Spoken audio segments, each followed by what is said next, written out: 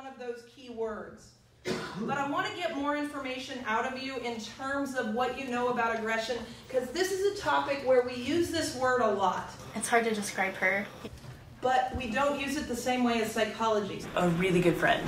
So what's going to happen is your idiosyncratic definitions of how you use aggressive It kind of opens your mind. She makes you think in different ways. She are going to interfere with you being able to get the information in your head. I think she just taught me even how to learn beyond the classroom too. And so I need to get a little more information. So She's made me see the world differently, which is kind of ironic since she's blind. now, is anyone likely to punch anyone in class? Is that a normal thing to do? No. Okay, is it the only way to be aggressive? The primal scene is Freud's notion that you see or hear, usually see, your parents having sex at a certain point. And that your originary knowledge about sex comes from this primal scene. A role model. In Freud's world, if you're looking through keyholes so you get an occluded vision. An entity. Or maybe you wake up in the middle of the night and you hear weird, possibly violent grunting sounds. An interesting character. Now, I know this is gross, you don't want to talk about it. The fact that you don't want to talk about it says Freud's right.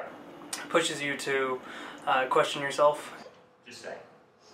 If this makes you uncomfortable, it's because of all of this. He's a normal person doing really great things. Right? So the more I talk, the more right I get. My brother... Because they're determining whether or not this guy's going to die.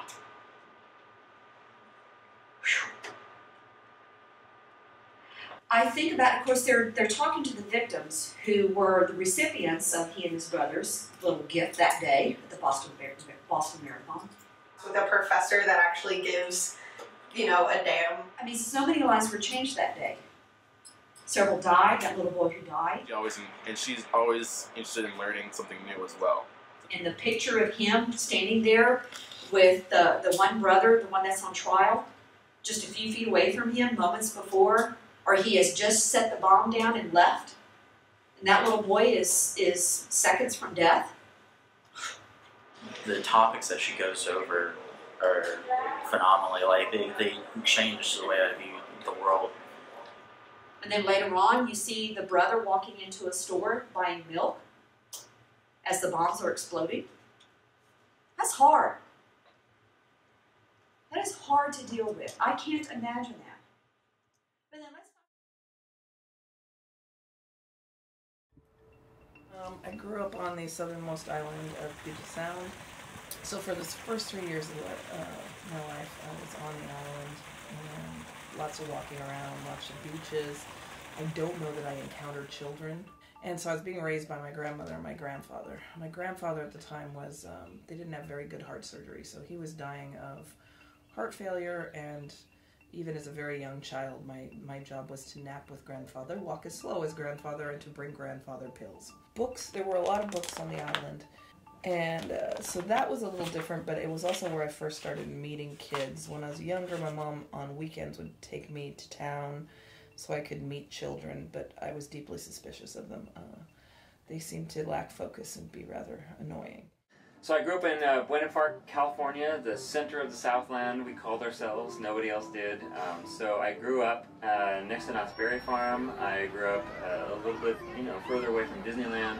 And then we were on Beach Boulevard as our house was on next to that street, which was all hotels and miniature. It was the very first medieval times. It was the Movieland Wax Museum. All of this was right in this area. Backstage, this is going to spoil medieval times, but the first night to lose is the Black Night at the end all the time, and they change it. So, oh my God. Anyway, so my friends worked at Medieval Times, and so you knew it, and you're like, oh, there's David Rubel, and he just got knocked off. He's in the Black Knight. Sweet, eat a chicken, And so, I mean, what's this? You were so much backstage. well, I was born in Seguin to a family of what would be low income, but my dad always made sure that we always had a vacation. And so he would save up so we could go places. I vividly remember being in the back seat of the car coming out of Texas, and we drove all through the night because it takes just a day to get out of Texas. So we left early in the morning, and it was the next morning when I woke up, there was the Colorado Rockies in front of me. I'm from Seguin. Everything is flat. And so for me to have been asleep and I wake up and I pop my head up from the back seat and I see these mountains, I was floored. I think it was 4th grade. I was utterly convinced that having glasses would be the worst thing in the world. So in 4th grade, my eyesight definitely started having problems, but I could walk to the front of the classroom, memorize the board, and then sit down and write everything down. But 5th grade, the pencil sharpener was in the back of the room, and there was no way to go to the front of the room to memorize the board without being disruptive. So they definitely found me out and made me get glasses. I think I went through a goth phase. I know I went, well, it wasn't goth then. I don't think it was called goth. But I went through a phase with all the black and all of the trappings of Edgar Allan Poe. I remember watching Star Trek with my mom on the weekends, Forbidden Planet, and that invisible id monster that, like, that's a spoiler too, sorry, that like kills the people, and I just remember the steps were just compressed by this invisible thing, you know, and I was like, everything I wanted was Legos and Star Wars figures. You know, and so I had so much Star Wars stuff, and just, that's what I wanted, always. Like, every birthday, every Christmas, I wanted more Star Wars figures. It was just, I had I had enough that I had 2 Yodas, so I had, like, the evil Yoda. There was one recess in elementary school where everyone ran away. Like, wherever I went, they just ran away. They called me the Great Satan that day, and they ran away, which was sort of thematic for my relationship with undergraduates, probably. I remember going to the Goonies for the first time with my friend David Soop. This was the first movie we each went to without our parents, and we went to the Goonies together, and we're like, wow, because there's so much cussing in Goonies, you know, and seeing all these kids our age, you know, say shit all the time, and it was just like, we're so adult now, you know, we were like 11, and we're like, yes. This is the way I would walk back and forth to school, or this was my neighborhood, this is where I played. And so I played with people who have last names of Rodriguez. Then this was my home. And so we all lived together. Friends, because I didn't have a lot of friends, because all the white girls who lived on the other side of town, I remember one day when a girl said, you know, oh, you need to come home to my house and play, and I'll ask my mom, and we'll come tomorrow, she'll pick you up. And then Mary shows up the next day and says, oh, my mom said you can't come over and play. And I thought, how cruel is that? I was so heartbroken. Well, the reason I wasn't allowed to go to her house, even though I was of the same skin color, I was poor. I was living on this side of Seguin. And that tree, this oak tree right here, I helped him plant that one. The seed from that tree came from my grandmother's oak tree. By 3rd grade, I'd say when I'd read about a sentence and a half in, I would stop seeing the words and I would start seeing the equivalent of a movie. So when I had my eyesight, I could probably read, I'd say 100 pages in an hour without much problem. And so I could just go through books, usually 2 or 3 a day. All through high school, I participated in debate, and I could memorize the things, I could do the research. And then when I had to talk in front of other people, I usually would start hyperventilating, squeaking, projectile vomiting, and then weeping hysterically for a half hour afterward. You might think it's an exaggeration, but it's really not. I wouldn't even get out of the room before vomiting. My aunt, who was pressuring me a lot to go to some of these Ivy League schools, she wanted me to come up there that weekend, and I'm like, we can't go. There's a college I'm really interested in that has a scholarship competition. And my mom relayed that because it was the one excuse that Mimi would definitely accept. And then she's like, you better have a scholarship competition. So at this point, I go running to my room where all the colleges are piling up. I bring it back. I'm like, Linfield, I'm very interested in it. My mom's like, oh, really? What are you interested in? I'm like, 2 scholarships that you could just show up and compete in. You just brought your portfolio. I was like, well, I'm going to do the art. My mom's like, what art? Because I've done art, I've sculpted, I've drawn, I've done things pretty much all my life, but I had absolutely no interest in pursuing art. I was just like, yeah, I'm going to do art. And so my mom drove me down to Linfield, and I entered in the art competition. A couple weeks later, it's like, you won 1st place and a scholarship. That was enough to make Linfield affordable.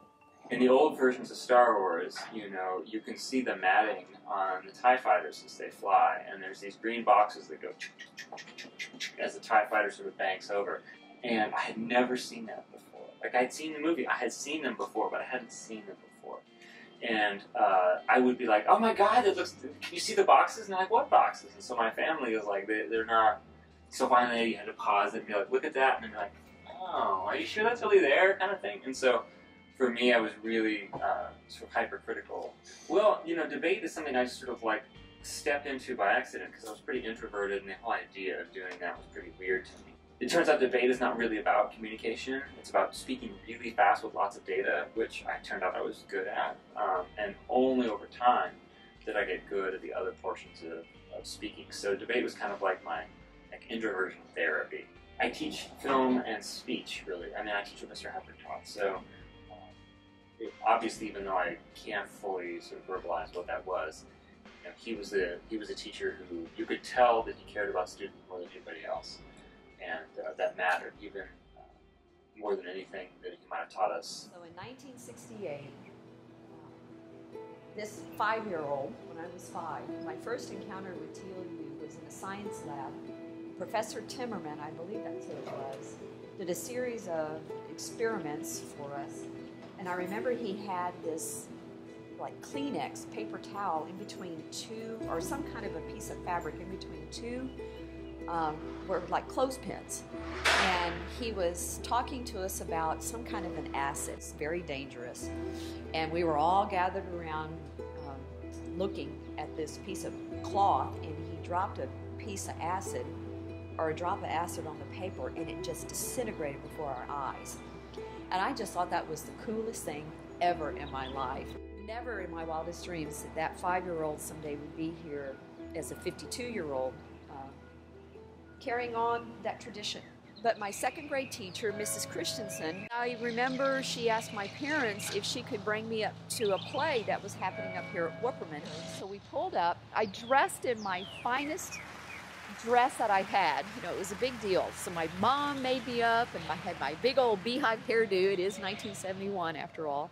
Had on my knee-high socks, and I had my dress on, and I came up to see the play at Whooperman. And that was such a magical night for me. And to watch the actors on the stage, they seemed so old. The most amazing moment was the trap door. You know, the smoke went off, and then out popped this person in the middle of the stage. That early impression of this university was surrounded with a lot of mystical, magical moments. Senior year of high school, freshman year of college, somewhere around there, the University of Washington diagnosed Stargardt's macular degeneration. And it's a juvenile form of macular degeneration. It takes however long to degenerate. For some people it'll happen very quickly. For me it was probably from the 80s to 2003 was when I finally went blind. And so I had at least an inkling. Your eyesight's going to keep getting worse. We don't know at what point you'll be blind. So it was more a matter of when rather than if. Earliest goals was to read all the books that had ever been published, except of course the ones burnt in the Great Library of Alexandria, which were no longer available for perusal. Still was not the best academic. Standard for me was buy all the textbooks, spend several all-nighters at the beginning of the semester, and read the entire textbook.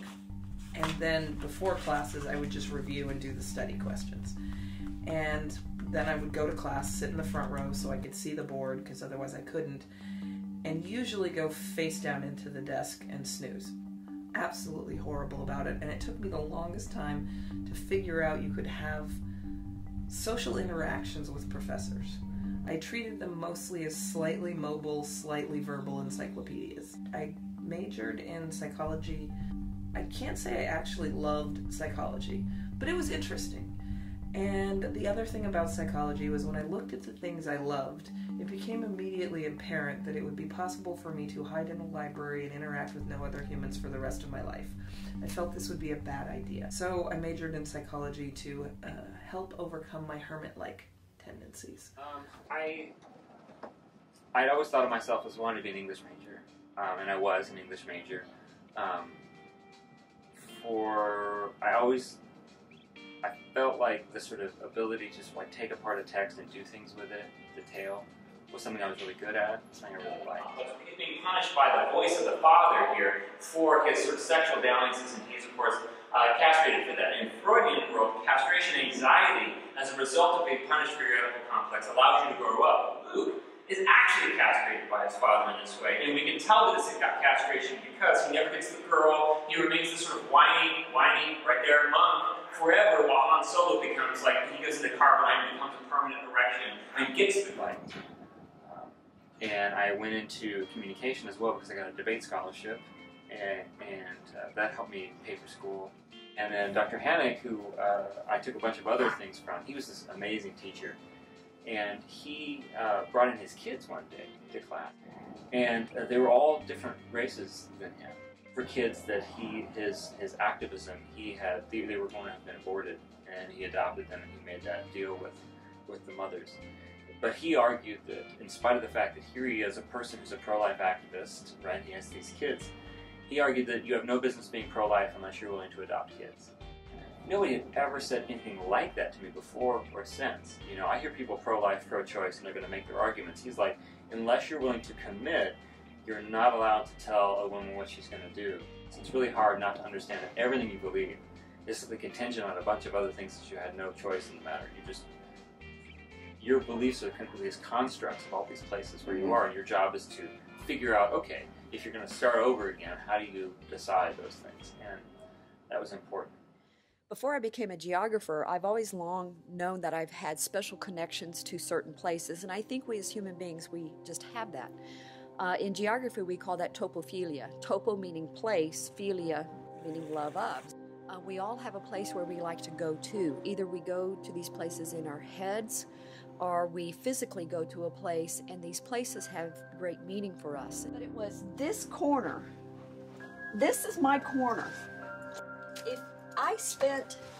If you probably added up every hour I spent in this corner, it would equal weeks, or maybe even months. And I would just sit and stare at this window and watch students go by, but as you can see the view, you have the trees blooming, the birds would be out there, and I would just stare at the window and just dream about foreign places, travel, what life would be like after I did my degree, not knowing I would come back here and teach, and then and reflect back on those young years and my first times I ever spent at TLU. So I like to think there's, again, the ghost or the spirits. I think I've left some of my energy in this corner, and I love sharing it with people. And so, yeah. I really wanted to not leave college. I liked college. College was where the books lived. And it became apparent the best way to stay in college was to go to get a master's or a PhD. Trying to be a little more realistic, so I went to my faculty and asked, where do you think I should apply? And Dr. Duke said, I think you should apply at Texas Christian University. And I was really suspicious of Texas. I sent in something to TCU to make Duke happy, to make him feel like I was doing something. And then I think I even hand wrote the statement of purpose. And unbeknownst to me, I accidentally used some keywords, one of them being attitudes, that caught the eye of a professor at TCU, Dr. Lord. And not only did I get in, I got tuition waived and fully funded, which was baffling, surprising, and it looks like I'm going to Texas. And then I stayed. I got my PhD, and once again it became this point where it's like, oh no, you have to leave college. And I didn't want to leave college, and there were grants, because the war on drugs was big. So we wrote grants to work in substance abuse treatment and do research. 2003 is when I finally crossed the threshold for being legally blind. Spent 6 months getting trained, so white cane training, learning how to chop food, learning how to sweep floors, just the basics, household-wise, that you're supposed to know. Well, my plan was to go on disability and revisit the world of art. Those could be a tandem joint effort. And then I also had the opportunity to interview for a visiting assistant position at TLU. These great teachers I really liked. I really liked them. I really liked what they did. And I thought I could do this. And also, I liked school a lot, and so leaving school seemed really traumatic. Like, I'm going to leave this, and I'm going to go, and I'm going to put on this suit, and I'm going to sit in this office. I'd visit my dad in his offices. And I don't know that I want to do that, you know. By the time I got to college, you know, I really liked being able to have the kind of conversations that it felt like you could only have in college, right? All of my friends and I had this experience. You go home and nobody wants to talk about these issues. You know, you're in college, that's what you do all day. You know, you even do this with your roommates, like stay up till 2 in the morning arguing about stuff. I fell in love in college, and we had a relationship, and we got married after college. I don't know that I was like, okay, I have to get married, but I was not assertive. You know, like she had to engineer opportunities for us to like go to the movies together. She had to do this whole round social engineering of friends to make me, you know, actually, you know, ask her out and that kind of stuff. But I never do anything without thinking about it. I couldn't even, you know, watch Star Wars without seeing the boxes, right? So of course I'm not going to see a person and not have this sense of, okay, what does our relationship mean? What's going to happen? Well, this statue of the Three Graces was done by a college professor, Professor Hill. And when I was a student here, his daughter was a student at the same time. And she became a good friend of mine, was just really so helpful for me when I started school here, being a first-generation student. And somebody said, well, don't you know her dad is Professor Hill? And I said, who's Professor Hill? He said, oh, you know, he's the one who made the Three Graces. And I went, oh my God, how cool is that? And then it all clicked for me. You know, Professor Hill, as this very unassuming person, created this amazing statue, the Three Graces. It was just, this has always been special to me because it takes me back to that time when I was a student here and I was so afraid and didn't know anything being a first-generation college student. And I was just so lost. And Professor Hill's daughter took me under her wing. And I'm getting emotional because it wasn't long after that her dad died. I had forgotten about this, but when I see this statue, this is what I remember. Later in that semester, or maybe it was the next semester, her dad dropped dead of a heart attack. And that was one of those moments the whole campus just mourned his passing. And I felt my heart hurt for her because here she was as a student, and her dad dies. But this statue, every time I see it, I think of her and I think of him. And how special this place can be. This place can do from time to time is give that grace to young people who are trying to find their way, people like me, and the professors who come here and teach, who embrace you as a person. When I was talking with some of my mentors at TCU, they're like, oh no, undergrads can't do research. You're asking too much of them. It's impossible. They can't think like this. Turns out that was all hogwash. Where I really started both using teaching as an opportunity to experiment on students in terms of how they learn, and it also was where I started looking more into pedagogy and how to impact people. Dragged in everything about motivating people from what I'd done in the prison system with substance abuse treatment, because the paradigm seems to be very similar. Students don't want to be there in class, and they want to do the bare minimum so they don't get in trouble, which is exactly what people in treatment in prison want to do. Even though sometimes a teacher might not mesh with a student, between the content, the student, and the teacher, there should be a way for every student to change from every class they take. When I meet a class for the first time, I'm always anxious because I don't know what it's going to be like, and I have weird dreams and things like this. And so there's a couple things that happen. If it's a whole new class, like a Frex class, I just sort of try things and see what gets people talking. And each class has a vibe, each class has this sort of style. After every class, I think about, every single class, I think about, okay, like how did that go? Like what can I do? So it's something that I obsessively change. Like that piece didn't work, that month didn't work. So that's what I do when I leave. And partly when I leave class, we have office hours and stuff, and when people are finally done, I just need to sit and process and see how that works. For me, what was important was to understand, as a student, was to understand the sort of contention and fictional and potentially just problematic nature of all these beliefs and understandings that I have, you know?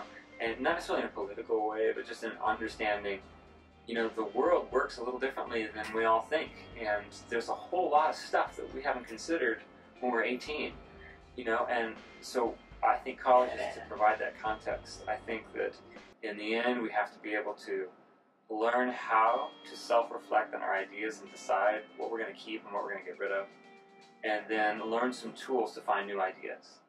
I push my students hard, and I do that very intentionally because I think, well, what do I want to do? I want students to get out of their comfort zone. I want to push them to their edge, so to speak, to that frontier, because it is in that moment that my hope is that they discover something about themselves that they didn't know. My profession of teaching is to touch a human life in a positive way to make sure that they understand that they matter and the power that lies within themselves. And by pushing them and getting them to be uncomfortable, and if they're willing to hang in there with me and be uncomfortable, I promise them all that they're going to discover something. Leave everything better than when you find it. Well, stop and think about that challenge. It's easy when you go camping. Ooh, you know, I make sure I cover up my campfire. But how do I leave my students better than I find them? Well, reading's always been my hobby, but I had to replace reading.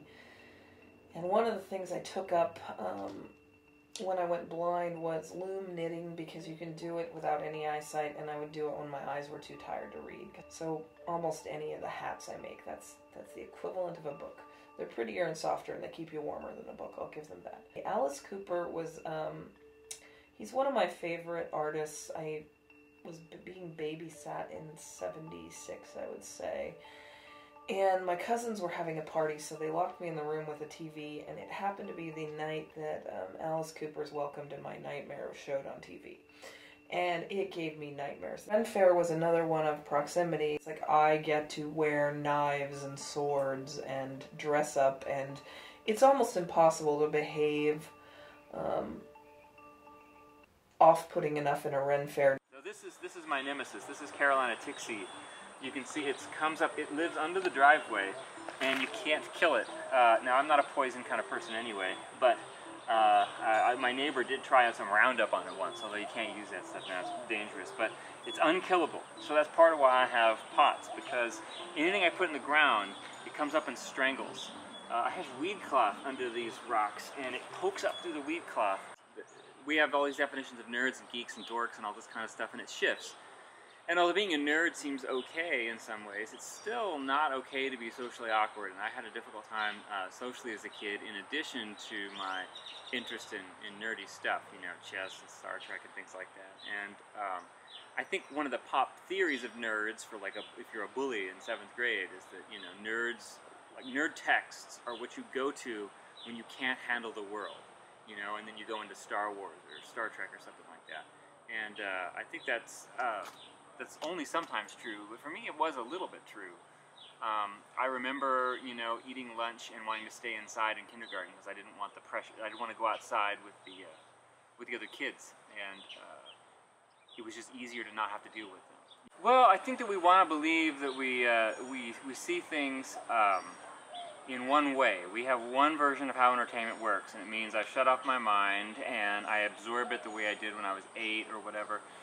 And that's just not true. That's a lie that we tell ourselves. So at one level, I'm ruining it because I'm pointing out that you've always been lying to yourself. You know, when you're watching something for fun, there are many ways you watch it for fun, right? If you're excited because you're watching football or the Spurs or something like that, or if you're just relaxing because you're watching The Goonies and you've watched it 100 times, or you're going and seeing The Avengers 2 and you don't know what's going to happen because you didn't read the spoilers.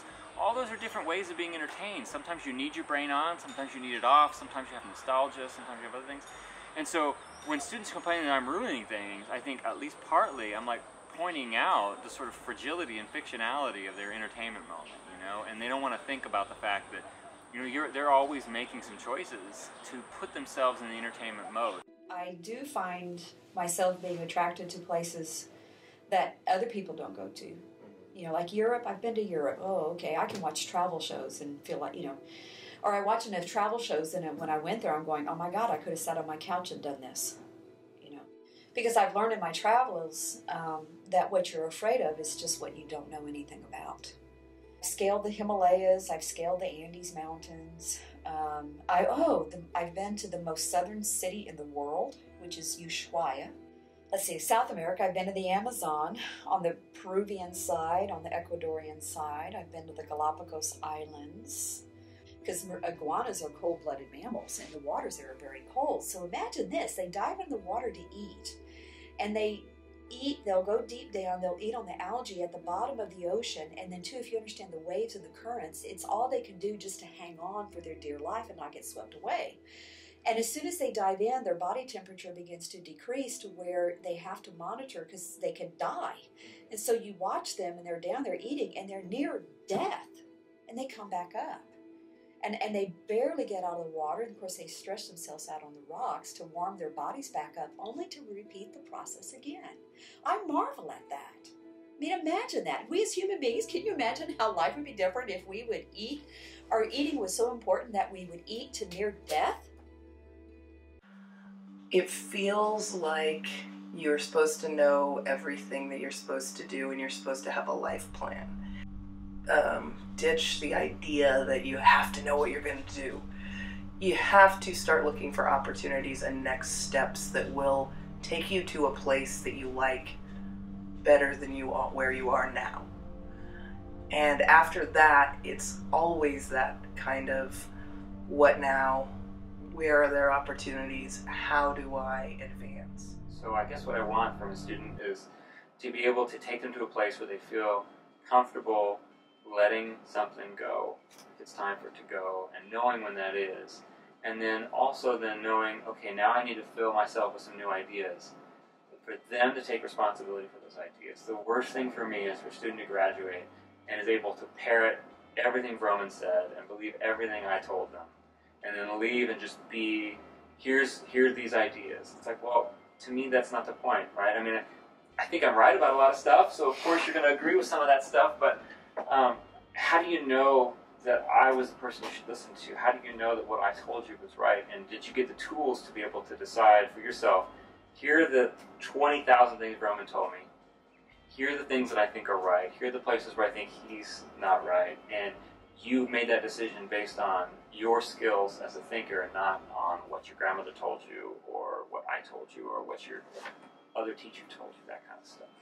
I want that. I mean, I also want people to get a job and be happy and all those other kind of things, but I kind of think getting a job and being happy and finding romance and having kids and doing all the things that we want in life, when you imagine what life looks like as a storybook, all those things work better if, you know, you can trust yourself to make better decisions and to think better thoughts. And you realize the things that really matter in life, and you want to start doing that, you will find that you start feasting. Because when I call life being a banquet and most poor suckers starve to death, it's because they're running around doing things that don't matter. They don't mean anything. There's nothing tangible. Everything in life is meaningless. My life is meaningless because in the scheme of the billions of years that this planet has been in existence, me, my one person, who am I?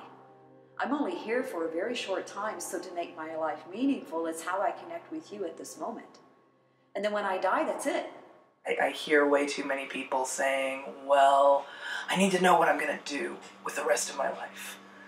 Nope, just the next few years, and then it's going to take you somewhere. I think you may have been given the impression you decide on a career and then you have that career the rest of your life and everything falls into place like dominoes. That's kind of a huge lie. When I first got this comment on my teaching evaluations, I couldn't decide if it was an insult or a compliment. I think I now take it as a compliment, but it was, she doesn't care if we learn anything, she just wants us to think. And at one hand, I do care if students learn something, but they caught on to the thinking is probably more important than the individual facts. If you can't remember the 4 criteria necessary for contact hypothesis to work, that's may not be as big of a deal if you can think about and use other information to better or change your life. So those are very affirming. And I think Doppel would like some camera time. That's fine. Doppel, yes, I know. I'm content. I'm happy to be a professor. I like interacting with the students, and I like provoking them to be angry with me about things when they want to. They need that. They need to feel like I'm the dragon that they slayed to get to the end.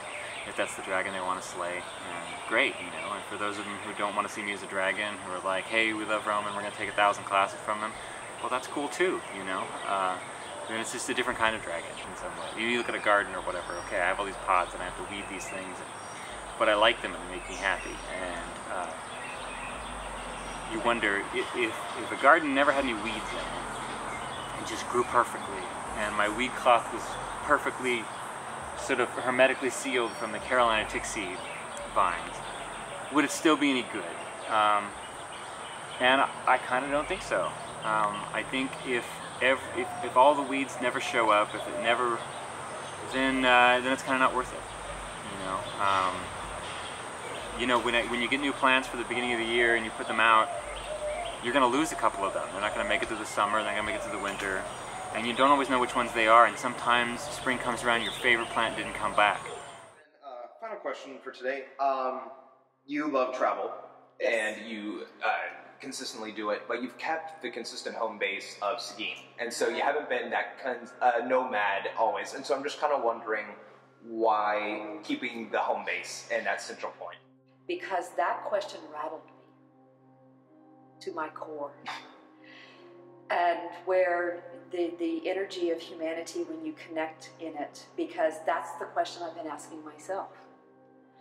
I kept Seguin as my base because my family was here.